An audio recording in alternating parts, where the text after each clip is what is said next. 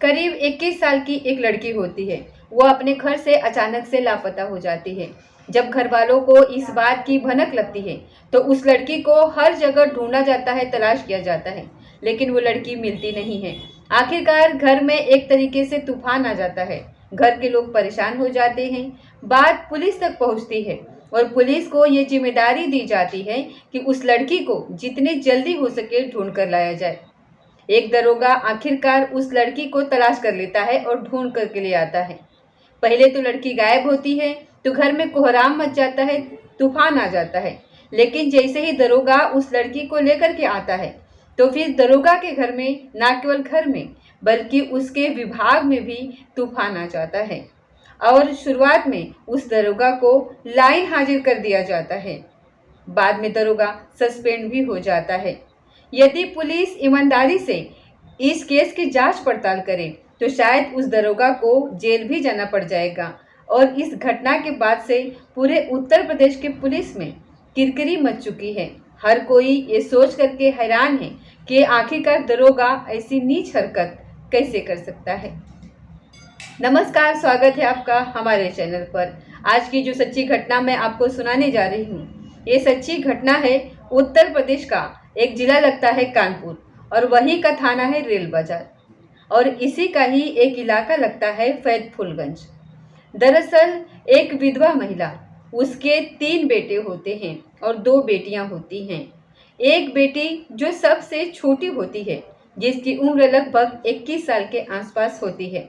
22 सितंबर 2024 को वो अचानक ही घर से लापता हो जाती है।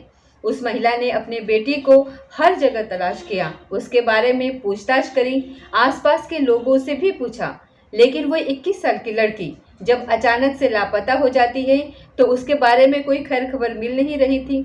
माँ रो रो कर बुरा हाल हो जाता है। भाई भी अलग अलग ढूंढते हैं, बहन भी ढूंढती है। ऐसी कोई जगह नहीं थी जहाँ उसको तलाश नहीं किया गया। लेकिन जब सफलता नहीं मिलती है तो घर वाले बेइंतहा परेशान हो जाते हैं।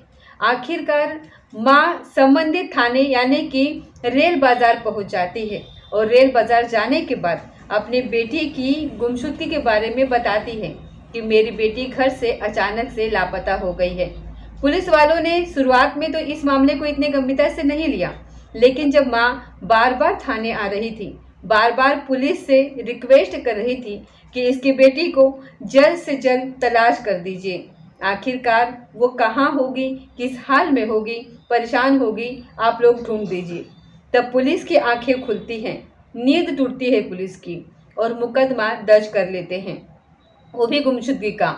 और इस मामले की जो जांच दी जाती है वो फैजपुरगंज का एक वहाँ पे चौकी इंचार्ज होते हैं, उनका नाम है गजेंद्र सिंह। गजेंद्र सिंह को ये जांच दी जाती है। गजेंद्र सिंह से कहा जाता है कि इस लड़की को जितने जल्दी हो सके उतने जल्दी ढूंढा जाए, तलाश करें, परिवार वालों को दे दिया जाए। आखिरकार परिवार वाले बहुत ज़्यादा परेशान हैं।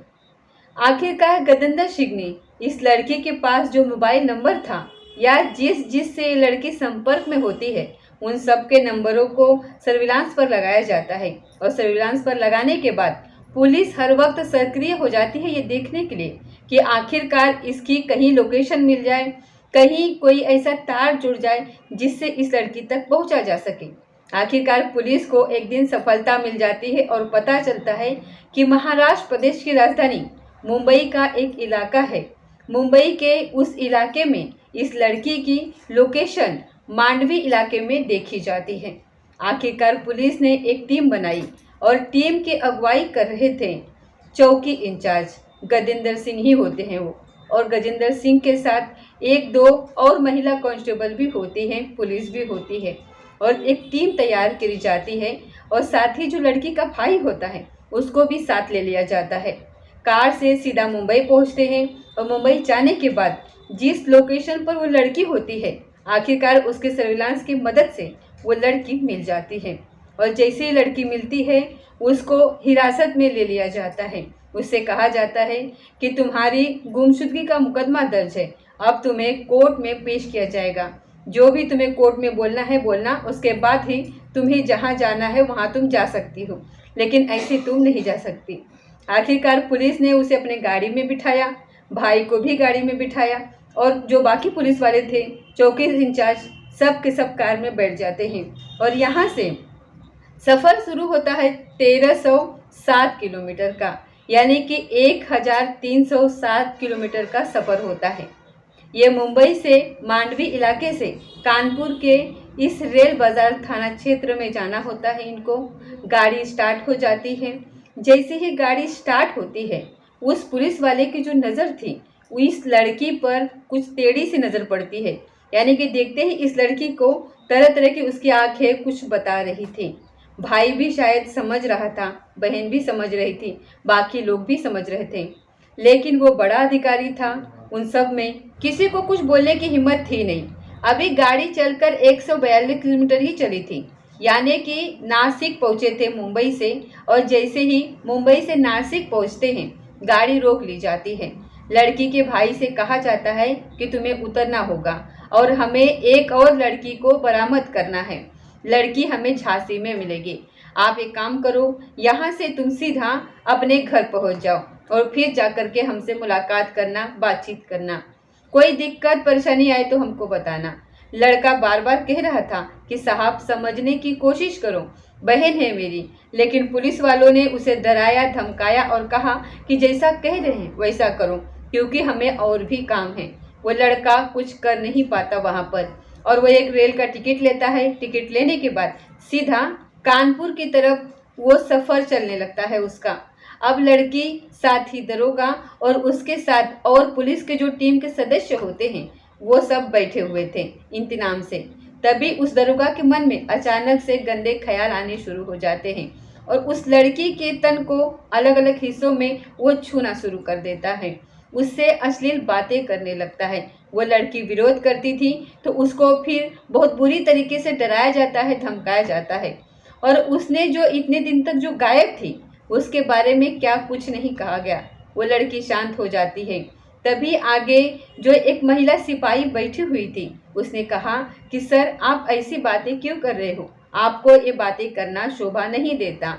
आप हम लोगों को, सब लोगों को एक जिम्मेदारी दी गई है, हम अपनी ड्यूटी करने के लिए यहाँ पर आए हैं। आप इस लड़की के साथ इतनी गंदी, इतनी भद्दी हरकतें क्यों कर रहे हो। जैसे ही महिला सिपाही ने ये बात कही, दूसरे सिपाही के अंदर भी हिम्मत आ जाती है। वो भी दरोगा से कहता है कि साहब आपको ये सब करना अच्छा नहीं लगता, आप ऐसा मत करिए। दरोगा ने उस महिला सिपाही को भी डांट दिया और जो दूसरा कांस्टेबल होता है उसको भी डांट दिया, और फिर से वो अपनी हरकतों में शुरू हो जाता है, फिर से वही हरकतें करने लगता है।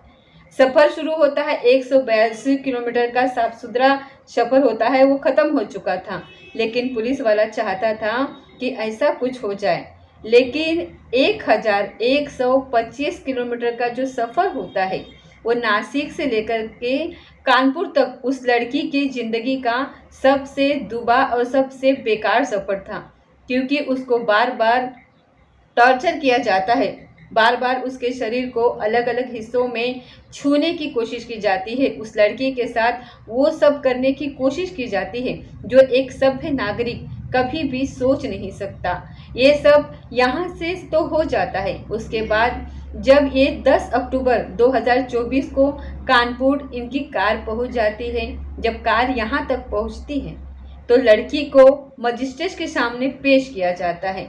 मजिस्ट्रेट के सामने जो लड़की पेश होती है तो बताती है कि जहाँ वो रहती है उसी मोहल्ले में एक लड़का रहता है, उस लड़के से उसे प्यार हो गया था, उस लड़के से वो प्यार करती थी और प्यार की वजह से ही वो अपना घर छोड़ करके चली गई थी। वो अपने मर्जी से जाती है। 21 साल की उसकी उम्र है और इन्होंने कोर्ट मैरिज कर ली है। मैं उस लड़के के साथ ही रहना चाहती हूँ, अपने माँ या भाइयों के साथ मैं रहना नहीं चाहती। मजिस्ट्रेट के सामने जो इसने बयान दिया था, क्योंकि लड़की बालिग थी, कानून भी यही कहता है कि 21 साल के बाद लड़की या 18 साल के बाद वो अपना फैसला खुद ले सकती है, कहीं भी जा सकती है।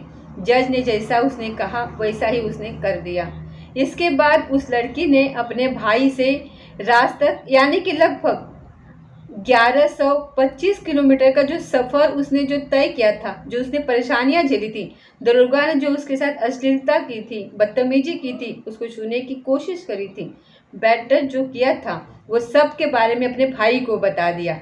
भाई को बहुत ज़्यादा गुस्सा आ जाता है, पुलिस के अधिकारियों के पास जाता है, लेकिन पुलिस वाले उसे झिटक देते हैं, जाने के लिए कह देते हैं। वह लड़का वहाँ शांत हो जाता है। उसके बाद फिर से कोशिश करता है, वो उच्च अधिकारियों तक बात पहुंच जाता है। मामला जब उच्च अधिकारियों तक पहुंचता है तो चारों तरफ कानाफूसी शुरू हो जाती है। जो जो लोग साथ गए थे उनसे पूछा जाता है, क्या इसमें कुछ सच्चाई है? जिस तरीके के आरोप लग रहे हैं, क्या ये सही है या नहीं है? लेकिन उन्होंने ईमानदारी से जो सच था उसको कबूल कर लिया और ये मामला कहीं ज़्यादा हाईलाइट ना हो जाए, इसलिए चुपचाप उस दरोगा को 15 अक्टूबर 2024 को लाइन हाजिर कर दिया गया है, ताकि मामला शांत रहे। और धीरे धीरे कहते हैं कि दीवारों के भी कान होते हैं। बात इतनी चल जाती है कि सोशल मीडिया पे यह बात हाईलाइट हो जाती है। बात इतनी चल जाती है कि सोशल मीडिया पर चल जाती है और बड़े बड़े मेन स्ट्रीम चैनल जो होते हैं, अखबार होते हैं, वहाँ पर एक खबरें चलने लगती हैं कि एक दरोगा ने किस तरीके से एक लड़की के साथ अश्लील हरकतें करने की कोशिश की, उसको बैड टच करने की कोशिश की, उससे भद्दी भद्दी बातें करने की कोशिश करी। इससे पहले कि मामला ज़्यादा हाईलाइट होता, 31 अक्टूबर 2024 को उस दरोगा को सस्पेंड भी कर दिया गया। और जैसे ही दरोगा सस्पेंड होता है तो उसके बाद फिर मामला और ज़्यादा हाईलाइट हो जाता है।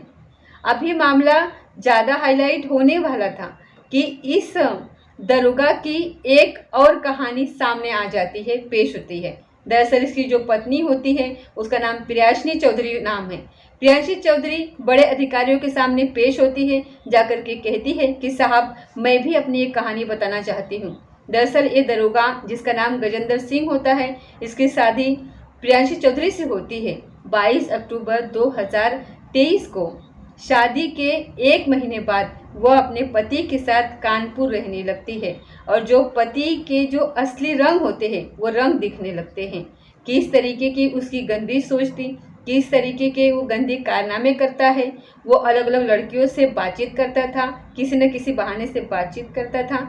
जब प्रियांशी चौधरी इस पर रोकथाम करने की कोशिश करती है तो उसे या तो चाकू से दरार दिया जाता था या फिर पुलिस के उसकी कनपट्टी पर पिस्तौल रख दिया जाता है कि ज़्यादा ताका-झाकी करने की ज़रूरत नहीं है।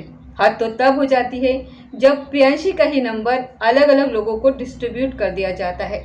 वो बताती है कि कई महिलाओं के साथ इस व्यक्ति के अवैध संबंध है। यही नहीं, इस व्यक्ति यानी कि दरोगा की एक महिला दरोगा के साथ भी अवैध संबंध है। अगर इन मामलों की पुख्ता तरीके से जांच पड़ताल करी जाए तो शायद इसके खिलाफ बहुत सारी चीज़ें निकल कर के सामने आएंगी कि ये कितनी गंदी और कितनी गंदी जहनियत का इंसान है, कितनी गंदी सोच रखता है ये महिलाओं के लिए। उनको ये हवस का शिकार बनाना चाहता है। जब इस तरीके की प्रियांशी चौधरी ने आरोप लगाए तो मीडिया ने इस मामले को बहुत हाईलाइट कर दिया। पहले लाइन हाजिर होता है, फिर वो सस्पेंड भी हो जाता है दरोगा। उसके बाद अब कार्रवाई यानी कि शिकायती पत्र उसके खिलाफ दे दिया गया है, एफआईआर दर्ज होती है, तो हो सकता है कि अब इसे जेल भी जाना पड़ जाए, क्योंकि इस घटना के बाद से उत्तर प्रदेश पुलिस में उस दरोगा की वजह से पुलिस की जो छवि होती है वो धूमिल हो चुकी है। ना केवल पुलिस पर सवाल उठ रहे हैं बल्कि योगी जी के ऊपर भी सवाल खड़े हो रहे हैं। जहां महिलाओं को बचाने की बात की जाती है, जहां महिलाओं पर छेड़छाड़ को लेकर के कई लोगों के टांग में गोलियां मार दी जाती हैं, कई लोगों का एनकाउंटर तक कर दिया जाता है छेड़छाड़ करने वालों के। ऐसे मामले में इस दरोगा के प्रति इतना कम रवैया, इतना ढीला रवैया क्यों अपनाया गया है? यही इस तरीके के सवाल सोशल मीडिया पर लगातार तैर रहे हैं। पुलिस क्या वाकई में अपना ईमानदारी से काम करेगी या फिर नहीं करेगी, ये तो जांच के बाद ही स्पष्ट हो पाएगा। लेकिन जिस तरीके से दरोगा की करतूतें और उसके कारनामे सोशल मीडिया पर वायरल हो रहे हैं, उससे खाकी पर कई तरीके के सवालिया निशान खड़े हो रहे हैं। दोस्तों, इस पूरे घटनाक्रम को सुनाने का उद्देश्य किसी को परेशान करना नहीं है, किसी का दिल दुखाना नहीं है, बल्कि आपको जागरूक करना है, आपको सचेत करना है। खासकर लड़कियों को बताना है कि कोई भी कदम उठाने से पहले हजारों बार सोचना चाहिए। जिस तरीके से वो लड़की यहाँ से अचानक से गायब हो जाती है, ना केवल उसके ज़िंदगी में परेशानी आती है बल्कि भाइयों के ज़िंदगी में भी परेशानियाँ आ जाती हैं। काश उसने अपने परिवार वालों को समझाया होता, सहमति जताई होती, या फिर जो भी कानून का सहारा लेकर के जैसे अब ज़िंदगी जी रही है वैसे ही जीती, तो शायद उसके ज़िंदगी में इस तरीके की दिक्कतें कभी नहीं आती। और पुलिस को भी अपना ईमानदारी से काम करना चाहिए था। सैल्यूट उन बाकी महिला सिपाहियों के लिए या बाकी सिपाहियों को जो उस कार में बैठे हुए थे और उन्होंने सच का साथ दिया और जो दरोगा की करतूतें थी वो सबके सामने ला करके रख दी। और वाकई में जो खाकी की लाज होती है उसको बचाने में उन्होंने पूरी भूमिका निभाई। तो ये थी आज की सच्ची घटना। मिलते हैं अगली किसी सच्ची घटना के साथ। तब तक जय हिंद, जय भारत।